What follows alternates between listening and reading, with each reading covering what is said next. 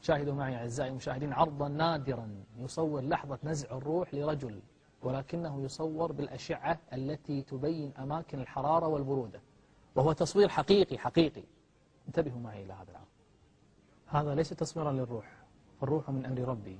إخواني هذا فقط يعني يبين كيف تذهب الحرارة من جسم الإنسان، بداية بالساق تتلاشى إلى بقية الجسد إلى أن تخرج الروح تماما، كما قال تعالى: كلا إذا بلغت التراقي، أي انتزعت الروح من الجسد وبلغت التراقي.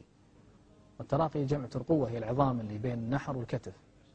وقيل من راق يعني يقول الإنسان: هل من طبيب شاف؟ لاحظوا كيف تخرج الحرارة شيئا فشيئا، كما أن الروح تخرج شيئا فشيئا. وظن أنه الفراق والتفت الساق بالساق. يقول الحسن البصري: أي ماتت رجلاه فلم تحملاه إلى ربك يومئذ المساق. هذا شخص حقيقي الآن يحتضر، يعني الآن هذا تخرج روحه حقيقة. لاحظوا كيف تذهب الحرارة شيئا فشيئا إلى أن تخرج تماما.